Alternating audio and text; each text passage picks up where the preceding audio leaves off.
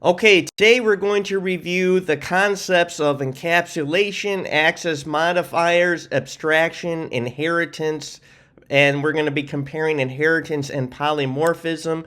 And then, of course, we're going to evaluate or define what the abstract keyword actually is. So let's talk about encapsulation. We can define encapsulation essentially as quote unquote a lot to a little. So what we're going to be doing here, if I can find a proper spot to draw in, is we're going to be presenting a situation where we can program things procedurally. By procedurally, I'm saying we can make it so that we can place everything within one singular class. But what does this one singular class represent? It represents the main class. Now, as we know, anything with the main method in it, which is essentially the ignition, is considered the main class. So you can go ahead and name the main class anything, but any class with the main method in it, regardless of the name of the class, although the main method always has to be called main, you recall the constant usage of public, static, void, main, and then your information in the main. What that represents is an actual procedural based set of commands in of itself. That's what the main method is. The main method, you can run an entire program inside the main method with no other classes to it. However, we're just saying that any class that has the main method in it is the main class. Now, the main class can be called anything. You can call it main, or you can call it, we'll just say ABBA, for example, not the famous band, but just calling it ABBA. Now, if you decide to call your main class ABBA, then the program itself actually has to be called abba.java, and the main method is public because you have to be able to call abba.java from outside the class here. Because that's how we execute the class in our operating system. We call java.abba, and we actually don't even have to state do.java. We just say Java ABBA, and it will run the ABBA program. Now, it will actually know through configurations beyond us, it will actually know ABBA is the main class, even though it's not called main class. Why? Because it has the main method. So, encapsulation seeks to save us on typing a little bit. And that's what encapsulation does. And let's do our first example right here, calculating the area of a triangle. So let's take a look at this triangle. So apparently it's going to be defined by height and base. And then, of course, we would have to multiply it by half. That's what this is here for. Multiply half. Now, what we're looking for, the only, I'm going to say fields or data or instance variables we need is base and height per the drawing right here. So here is public class shape, and and of course the name of the program will be Java shape. Sorry, but that it's not on one line right there. That's how we run it, because shape contains the main method right here, and that is right here, the main method. And that's where we get the public static void main, and it's called public because it needs to be accessed outside of its program, meaning from inside our operating system in our computer. And it's void because it doesn't return anything. It is the main method. Now, string args, that just means that you can set it up so that when you call Java shape from your operating system, you can also include extra numbers like 2 and 1 in case you wanted to integrate 2 and 1 in your calculations right here. But nevertheless, we don't do that, but that is the purpose of adding the string args here for the outside arguments, but we don't have any of them here. Now with our main method, we have our base, double base equals 5.0, height equals 4.0, double area equals 0 half times base times height, and it simply prints out that the area of this triangle is area, and that is what it prints out right here. Area of this triangle is 10.0. All right. Now this is a basic Java program right here. Now, how can we possibly, let me just scooch this out here, and let me just move this, and remove this. Now, how is it that we can expand upon this? Well, improvement. The idea is here we can isolate the calculation as its own method. So now in our main class right here, we will have two methods. We will have the main method right here. So we can see that we have the opening and closing curly braces to signify that here is the beginning of the main method and here's the end of the main method, but we are still inside the main class. So everything is still in the main class. Here we are actually defining another method inside the main class to go along with the main method. So you're going to have one class. So this is the main class. And inside the main class, you're going to have method 1, which is the main method, and I'll just say method 2, which is this calc triangle method.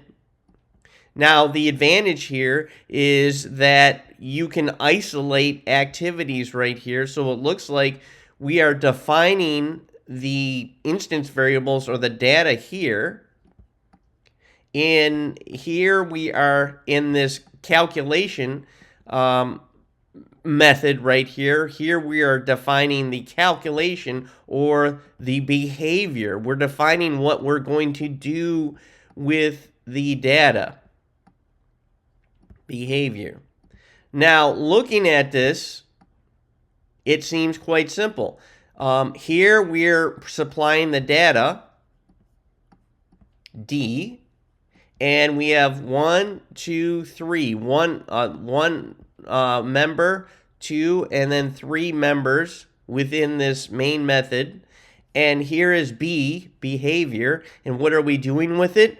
We are calculating the area of this triangle, half times base times height, and then we are printing it out.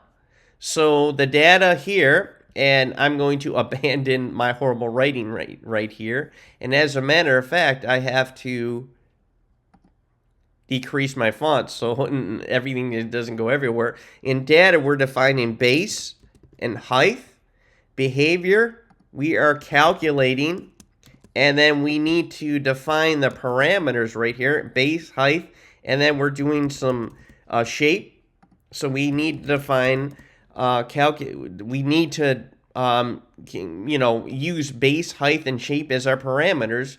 As you can see right here, these are our parameters: double base, double height, and string shape. Interestingly enough, it's kind of funny that our parameters right here are pretty much, almost as long and as packed as everything else. So this is adding significant real estate, in our area right here. So anyways, in our syntax right here, but this enables us to just bring down double area equals 0.5 times base times height. Okay, and it's going to give us the same output. So this, you can also consider this an example of refactoring. Okay, so instead of improvement 1, we could say we can call this refactor 1, because refactoring means that we changed the structure of the program without changing the output. Okay, now here's the problem. We have this right here, and this is kind of ugly. Okay, speaking of ugly, let me just remove all this right here while I have it on my mind. And while I also have it on my mind, why is it that I have this static word circled in blue? Well, the reason why static is circled, and let me just move this out of here and move this out of here. The reason why static is circled, okay, is the fact that because, I don't want to do that. Because, and let me just erase this. All right, the reason why static is there is simply because it allows us to access anything outside of this main method. As you can see, we are outside this main method. It allows us, because by isolating the calculation in its own method, we have made things more centralized. So we know if we want to adjust the calculation, or you notice not only does this calc triangle calculate, and also else does it do? It reports. It prints out. It prints out what the area is. It does, and the same thing with this singular class, this singular main method. This supplied the data.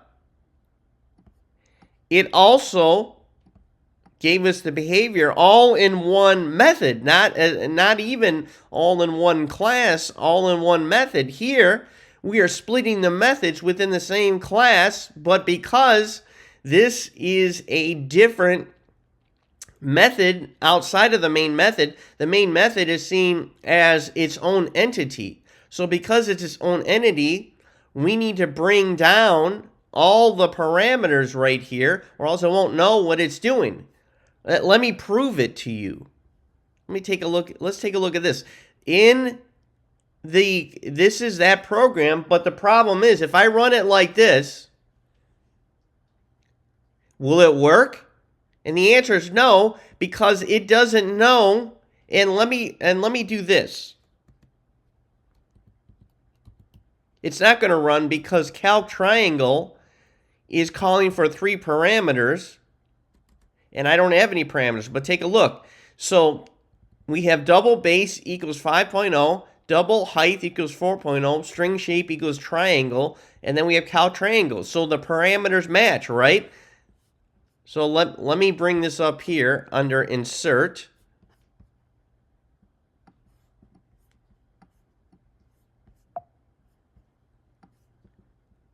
Okay, so everyone can see this. And let me right quit it. And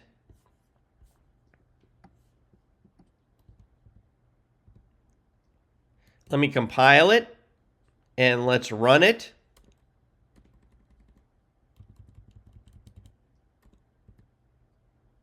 New triangle is 10.0.